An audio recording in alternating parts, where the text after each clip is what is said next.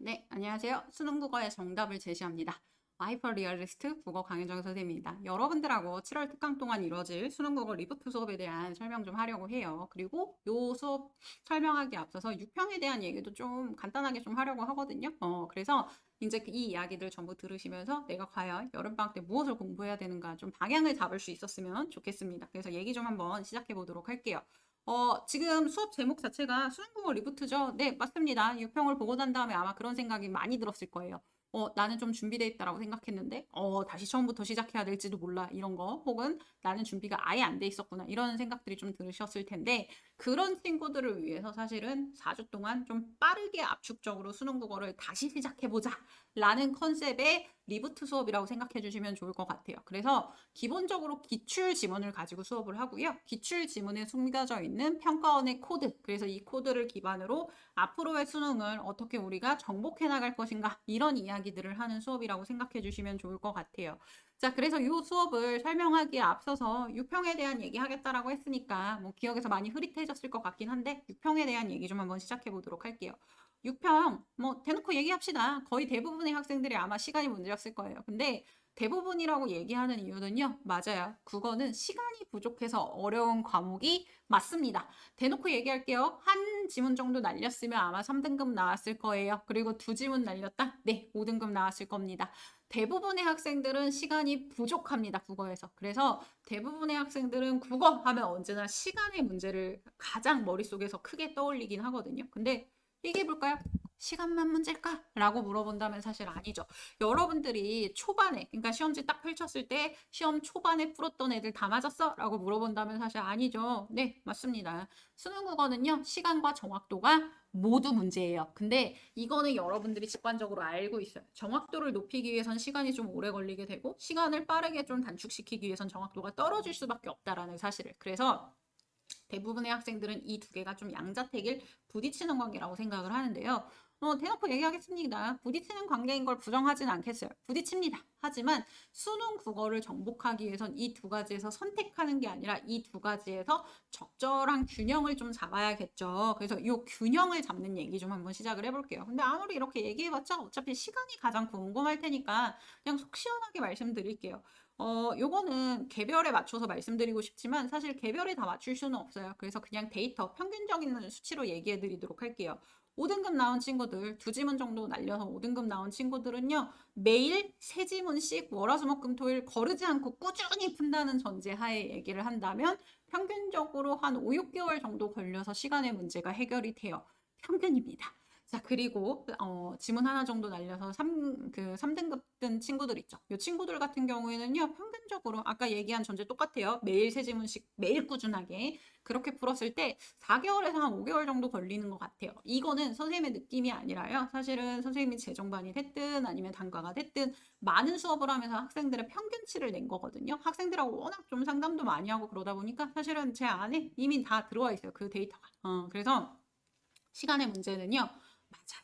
오래 걸린다라는 게 문제예요. 왜? 방법을 아는 사람이 아무도 없거든요. 근데 이거는 내가 무능해서가 아니라 모든 사람한테 가서 나는 어떻게 해야 시간이 빨라지는지 모르겠어요 라고 얘기한다면 모두가 그냥 익숙해지는 수밖에 없다라고 얘기해요. 맞아요. 많이 읽는 수밖에 없어요. 근데 문제는 아까 얘기한 것처럼 맞아요. 제일 좋은 그림. 내가 예를 들어 지금 3등급이야. 3등급이라고 쳐도 문제가 해결되는데 얼마나 걸린다? 맞아요. 4, 5개월 걸린다라는 게 문제예요. 우리한테 지금 4, 5개월 안 남았잖아요. 그게 문제입니다. 그러면 나는 이미 수능 국어는 텄냐? 다른 과목을 파야 되느냐라고 물어본다면 아니에요.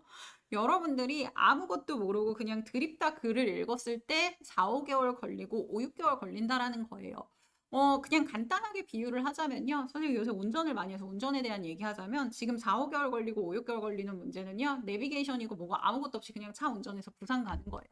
그래서 이상한 길 가기도 하고 엉뚱한 데로 삥삥 돌아가기도 하고 해서 그렇게 오래 걸리는 거고요. 네, 정확도를 높이기 위한 내비게이션을 정확하게 달면요. 네, 그렇게 안 걸립니다. 3개월이면 시간의 문제 해결할 수 있어요. 약 파는 게 아니야. 정말로 내가 평가원의 코드, 시험이 어떻게 나오느냐를 알고 있으면 여러분들 시간의 문제도요. 의식하지 않아도 3개월이면 끝나요. 그러면 도대체 평가원의 코드가 뭐냐? 이 얘기를 좀 해야겠죠. 지금 아까 얘기한 것처럼요. 독서하고 문학에 관해서 얘기를 하자면 전부 다 똑같아요. 독서가 됐든 문학이 됐든 평가원이 문제를 내죠. 독서 같은 경우에는 지문도 직접 써요. 그렇기 때문에 그 안에 평가원이 문제를 내고자 하는 코드가 숨겨져 있고 그거는 수능 국어가 아무리 바뀌어도 그대로 유지돼요. 뭐 기출 달라졌다. 지금 화작이고 엄매고 선택으로 바뀌었기 때문에 그리고 선배들 얘기 들어보니까 느낌이 많이 달라졌대. 기출 이제 쓸모없대. 그런 얘기 많이 들었을 거예요. 인간 강사들도 그런 얘기 진짜 많이 하거든요. 근데 그 사람들은 뭐 대놓고 얘기할게요. 모의고사 팔아먹으려고 하는 소리예요. 평가원에서 문제를 내는 원리 자체는 달라지지 않아요. 그리고 그 원리가 가장 잘 숨어있는 영역, 여러분들이 고민인 영역 일치합니다. 나와 있죠. 독서가 문제다라는 거예요. 문제라는 건 여러분들한테도 어려운 문제라는 거고요. 또 마찬가지로 독서가 문제다. 중요하다라는 뜻이에요. 정확도와 속도를 전부 다 해결해 줄 수 있는 평가원의 코드, 평가원이 시험 문제를 어떻게 내느냐 하는 비밀은 전부 독서에 숨어 있습니다. 문학이 없다는 뜻은 아니에요. 근데 독서에 가장 적극적으로 있다라는 거지. 그래서 우리는 그런 걸 찾아가는 수업을 할 거예요. 드립다 글을 읽는 것도 중요하긴 하지만 여러분들이 내비게이션을 단 차처럼 여기서 시험 문제가 나오겠다. 이런 걸 물어볼 수밖에 없겠다라는 걸 미리 예측하고 갈 수 있게끔 도와드리겠다라는 거예요. 자, 그래서 독서 수업 이렇게 이루어지면은 나는 정말 수능 국어 이제 하산해도 되나? 아니죠? 질문이 굉장히 도발적이네. 문학 자신 있어? 라고 물어보면 아니죠. 아니죠. 문학 자신 없어요. 특히 문학에서 맞는 개수가 지금 12개 이하인 친구들 같은 경우에는 거의 대부분 고전 문학이 좀 많이 문제일 거예요. 그래서 문학은 사실은 좀 고민이 되는 영역이기도 하다라는 얘기를 해보려고 해요. 뭐 1등급이면 좋겠지만요. 그냥 2등급 기준으로 말씀드려 볼게요. 2등급 되기 위해서는요. 지금 써놓은 것처럼 문학은 17문제 중에서 16문제 이상은 맞춰줘야 돼요. 그래서 문학에 대한 고민도 우리가 해가야 되는데 문제는 뭐냐면 문학은 가성비가 너무 떨어져요.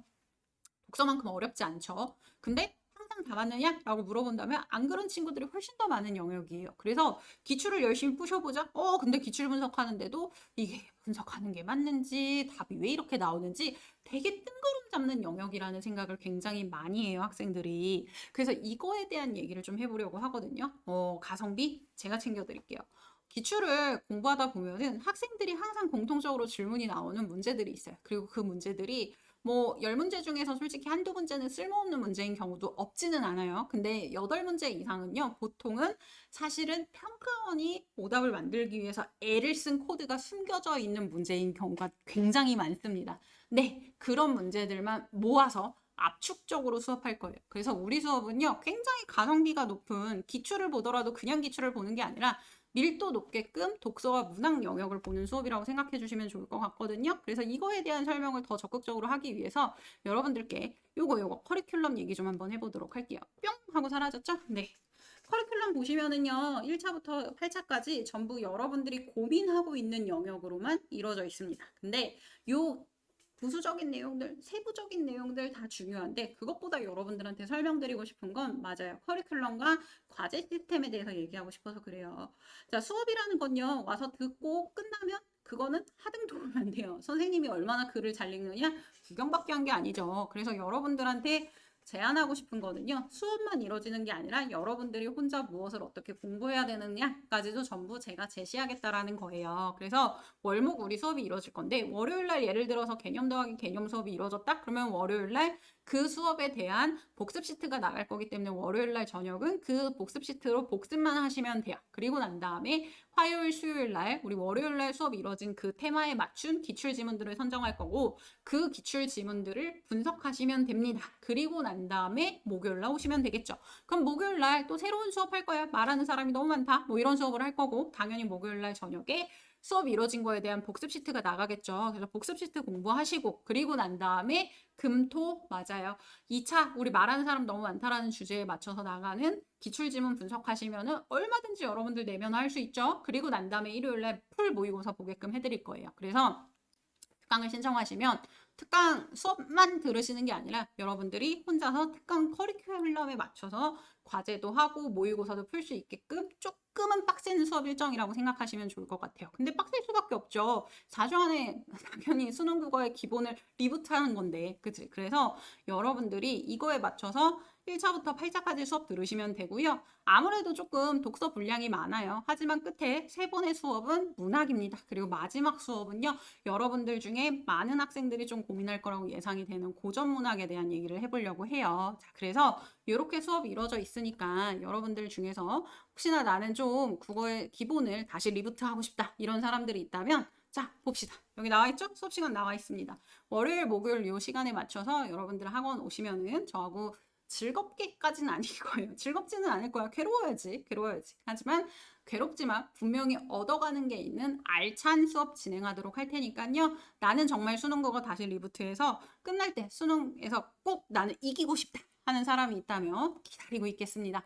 여러분들 요 내용 살펴보시고요. 나한테 필요한 것이 있다면은 좀 수업 들어주시면 또 즐겁게 수업할 수 있을 것 같으니까 여기까지 선생님 설명하도록 하겠습니다. 지금까지 수능국어의 정답을 제시하는 하이퍼 리얼리스트 강현정 선생님이었습니다. 감사합니다.